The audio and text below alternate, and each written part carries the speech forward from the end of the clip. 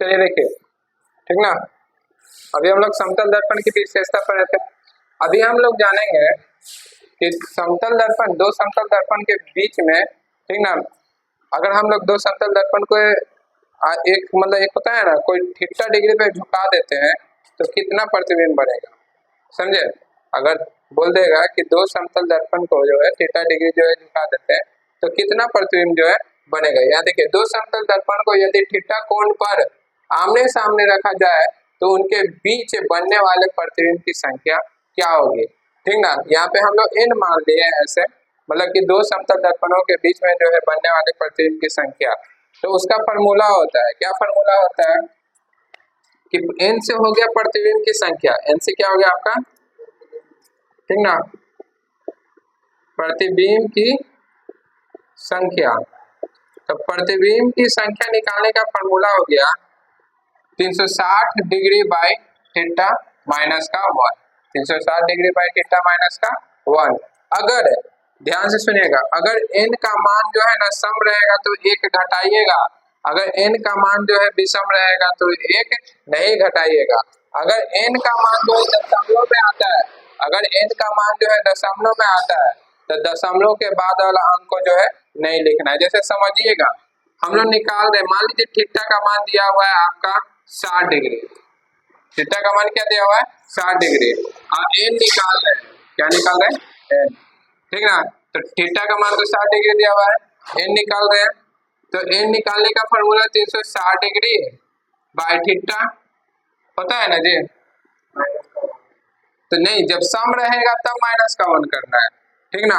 अब विषम रहेगा तो कुछ नहीं करना। अभी देख लेते हैं, तो 360 डिग्री बाई थीटा, इसको काट देते हैं 6, n का मान कितना आ गया 6, ये सम है कि विषम है, तो इसमें से एक घटाइएगा तो कितना आ जाएगा, ठीक ना, क्या आ जाएगा 5। मतलब कि अगर आप समतल दर्पण को 60 डिग्री पे झुका देते हैं तो प्रतिबिंब कितना बनेगा 5 है, ठीक ना, प्रतिबिंब की संख्या कितना होगा 5 होगा। अब देखिए, मान लेते हैं, इसको हटा देते हैं, अब मान लेते हैं कि थीटा का मान जो है आपका कुछ मानिए ऐसा जो कि समय कटने पर, ठीक है 45 ना तो दशमलव में जाए। अगर थीटा का मान जो 30 बनेगा तो कितना आ जाएगा, 3 का 3 नहीं 90 30, अच्छा ठीक है 360 डिग्री, अगर थीटा का मान जो है 45 मानते हैं, चलो तो आपका क्या हो जाएगा 360 डिग्री बाय 45, कितना बार में कटेगा, ठीक ना, 5 के टेबल से काटेंगे तो 9, अच्छा 9 बार में काटेंगे, 9 बजे 45 आई 8 आ जाएगा ना जी, तो समय हो गया। हाँ, विषम विषम विषम काटने पर विषम आना चाहिए। जैसे थीटा बराबर हम लोग ले लेते हैं, अगर 120 ले लीजिए, ठीक ना, कितना ले लेते हैं 120 है, तो आपका n बराबर जो है 360 डिग्री बाई 120, ये से खत्म, क्यों है 3 बार में, ये सम है कि विषम है, विषम है, तो इसमें आप नहीं घटाइएगा। जब थीटा का मान जो है भले n का मान जो है ना विषम आएगा तो एक नहीं घटाइएगा, अगर n का मान जो विषम नहीं आएगा तो एक क्या कर दीजिएगा, घटा दीजिएगा। जैसे अब हम लोग ले लेते हैं, मान लेते हैं कि थीटा का मान आपका दिया हुआ है, देखिए मान लेते हैं कि थीटा का मान दिया हुआ है आपका 10 डिग्री, कितना दिया हुआ है 10 डिग्री, तो n बराबर 360 डिग्री बाई 10, तो फिर चाहिए तो 36 आ जाएगा ना, एक मिनट रुकिए, 100 ले लीजिए ना, ठीक है, थीटा का मान कितना दिया हुआ है 100 दिया हुआ है, ठीक ना, कितना दिया हुआ है 100 ना जी, मान लेते हैं ये खत्म, तो नहीं 3.6 आ जाएगा, 3.6 आएगा ना, तो इसके दशमलव वाला को छोड़ दीजिएगा तो n का मान कितना आ जाएगा 3। तो यही यहाँ पे बोल रहा है कि अगर n का मान जो है सम आएगा तो एक हटा दीजिएगा, n का मान भी सम आएगा तो एक नहीं घटाइएगा। अगर n का मान जो है दशमलव में आएगा ना तो दशमलव के बाद वाला सबको छोड़ दीजिएगा, ठीक ना। अब यहाँ पर देखिएगा, वो है ऑब्जेक्टिव में पूछ देता है कि पेरिस्कोप 45 डिग्री के कोण पर परिवर्तित होता है, ठीक ना, समझे, याद रखिएगा। पेरिस्कोप जो कितना डिग्री के कोण में परिवर्तित होता है, 45 है। इसका उपयोग जो है समुद्री जहाज में जो है बाहर की वस्तुओं को जो है देखने के लिए किया जाता है।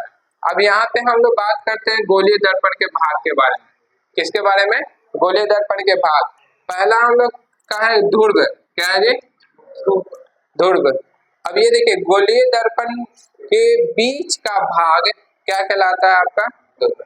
गोला है, गोलीय दर्पण के बीचों बीच का जो भाग होगा ना उसको ध्रुव बोलते हैं। इसको हम लोग क्या चीज से इंडिकेट करते हैं? तो पी से। वक्रता केंद्र, ठीक ना। तो गोलीय दर्पण जिस गोले का भाग होता है उसके केंद्र को, ठीक ना, मतलब सेंटर को वक्रता केंद्र किसे कहते हैं? तो गोलीय दर्पण जिस गोले का भाग होता है उसके केंद्र को हम लोग क्या कहते हैं? ये वक्रता केंद्र कहते हैं। ये जो सी है ना, सी से इसको इंडिकेट करते हैं। जैसे ये गोल है, इसके अंदर का जो भाग हो गया ना, यही आपका क्या कहलाता है? वक्रता केंद्र। और इसके ई वाला हो जाएगा आपका पोल। क्या हो जाएगा? पोल, जिसको हम लोग ध्रुव बोलते हैं। वक्रता त्रिज्या किसे कहते हैं?